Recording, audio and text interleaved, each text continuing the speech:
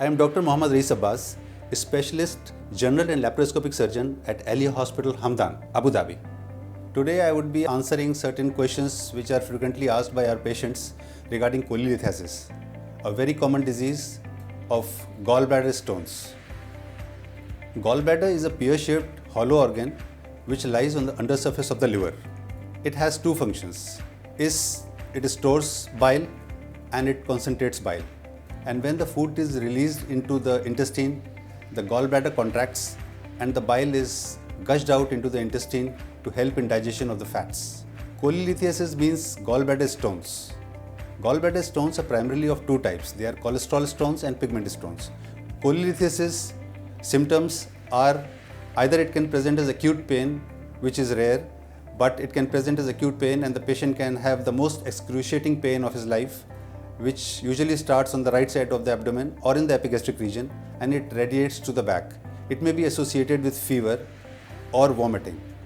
The other type of symptoms are usually chronic, which is a regular day-to-day pain on a regular basis, which is usually milder and may be associated with symptoms of dyspepsia such as bloating. Talking about the risk factors, we have been classically told that there are 4 F's which are the high risk group in which the gallbladder stones are usually seen, and those 4 F's are fat, fertile, female or 40. But there are other groups which are at higher risk, and those groups are diabetic patients who are diabetic for a long time, and especially those which are insulin resistant diabetes. The second group are the pregnancy patients. Pregnancy again is a high risk factor for forming gallstones. The third group of patients are those who have a rapid weight loss, such as those who undergo bariatric surgery. So after the bariatric surgery there is a rapid weight loss and the patient can get gallstones. Then there are those who have familial history of gallstones. So genetics also has a role to play in gallbladder disease. So you may find patients who had a family member, either a grandfather or a grandmother or a mother who had a gallstone disease. For confirming a gallbladder disease, ultrasound is all that you need to have. Ultrasound easily and very efficiently picks up the gallbladder stones. Ultrasound is a non-invasive test where no radiations are there and patient doesn't have the exposure of radiations, and it is a repeatable test. CT scan is not the modality of choice for gallbladder stones and is rarely done only in very special cases in complicated gallbladder diseases. When it comes to treatment of gallbladder stones, the patients can be divided into symptomatic group and the asymptomatic group. The symptomatic group is offered laparoscopic cholecystectomy, which is the gold standard in the treatment of gallbladder diseases. For asymptomatic patients, which is the predominant group, the large number of patients who are asymptomatic, the majority consensus is that they should be left alone and they should be observed with watchful waiting. But they should be informed about the signs and symptoms of the gallbladder diseases so that when they do develop the symptoms, they bring it to medical attention. There is another school of thought which says that even asymptomatic gallbladder stones should be treated, and their argument becomes stronger in this era of laparoscopic surgery. Very easily, gallbladder can be removed with a minimally invasive technique, which is the laparoscopic cholecystectomy. But there is another group of patients where everybody believes that they should be operated with a laparoscopic cholecystectomy even if they are asymptomatic. And those groups are: number 1, the porcelain gallbladder, where there is calcification of the gallbladder, because these are the patients with high risk of cancer in the gallbladder. The second group is those patients who have a gallstone which is more than 3 centimeters. The third are those who are going for a bariatric surgery, because there is high incidence of cholelithiasis after bariatric surgery. Then the fourth group is those who have polyps, the polyps are more than 10 millimeters. They should be operated, because more than 10 meter polyps along with the stones have high chances of forming cancers.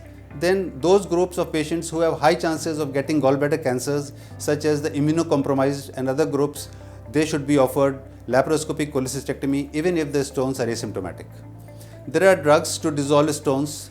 One is ursodeoxycholic acid, the other is chenodeoxycholic acid. But the only realistic treatment for gallbladder disease is a laparoscopic cholecystectomy. Why? Because these stones to dissolve take months with all the side effect of the drugs. Secondly, not all stones can be dissolved with these medicines. And thirdly, when the medicine stops, and even if the stones have dissolved in certain cases, they come back again. So this is a recurrence. And it is always difficult to go back and do a cholecystectomy in those patients where a recurrence has happened, as compared to that time when the gallbladder's stones were diagnosed initially. Now many of our patients ask that can the gallbladder be saved? Can the gallstones be removed without removing the gallbladder? The answer is no. It is not recommended to leave the gallbladder and just remove the stones. Why? Because it has been seen that after the gallstones have been removed and the gallbladder remains there, the stones form again, and this is a recurrence. And as I always said, that with recurrence it becomes more difficult to go back and do a cholecystectomy than it was when diagnosed initially. Does removing the gallbladder affect digestion? No, the digestion works fine. Most of the patients find that there is no change in their physiology after the gallbladder removal. After the gallbladder surgery, they can eat as they like. What happens is, when they had a gallbladder, the gallbladder would bring a gush of bile into the intestine for the emulsification and digestion of the fat. But now what happens after the gallbladder is removed is that the bile keeps pouring into the intestines, and this pouring into the intestines works fine, and most of these patients acclimatize well to the new order. Yes, sometimes what happens in a very minority of patients, what happens is that initially when the bile pours in directly into the intestine, what they cause is a diarrhea, irritable bowel, and this diarrhea is usually self-limiting, and even if it is not self-limiting, it can be controlled well with medicines. After the surgery, most of the patients can get back to work very early after a laparoscopic cholecystectomy. Why? Because it is a minimal invasive surgeries with only few holes made to remove the gallbladder through one of the holes which are made during a laparoscopic cholecystectomy. It depends on the type of work. If your work is a desk work, you can get back to work within a week. You will be up and about after the surgery within a day, and you can be discharged. Most of the patients can be discharged within 1 day, and they can be back to work if they have a desk work after 3 to 4 days or 1 week. But those patients who have manual and physical work, they may need a longer rest of maybe 2 weeks or more. Regarding the complications of gallbladder diseases, the complications are, there could be biliary colic, which is a type of pain in the gallbladder diseases. There could be inflammation of the gallbladder, which is known as cholecystitis. When the stone goes and impacts at the neck of the gallbladder or into the cystic duct, which is the duct of the gallbladder, it can cause severe pain, and in the gallbladder, mucus can collect, which is known as the mucocele of the gallbladder. The contents of the gallbladder can sometimes get infected and form pus inside the gallbladder. This is known as the pyocele of the gallbladder. Sometimes what happens is, this stone which is impacted at the neck of the gallbladder, it can move further and it can go down into the bile duct, and going into the bile duct, it can cause obstruction, which is the reason for obstructive jaundice. Obstructive jaundice can also lead to another complication which is known as cholangitis, which is infection in the bile duct. Sometimes the stone moves further down and it can block the duct from the pancreas.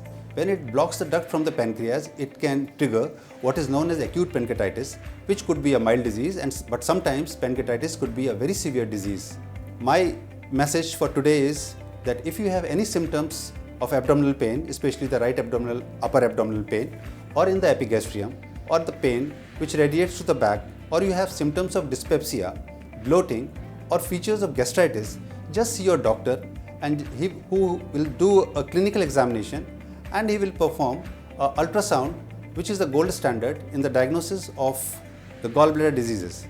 Because now with laparoscopy and with the laparoscopic cholecystectomy, which I told you is the minimally invasive gold standard in the treatment of gallbladder diseases, it is easy to treat. Thank you.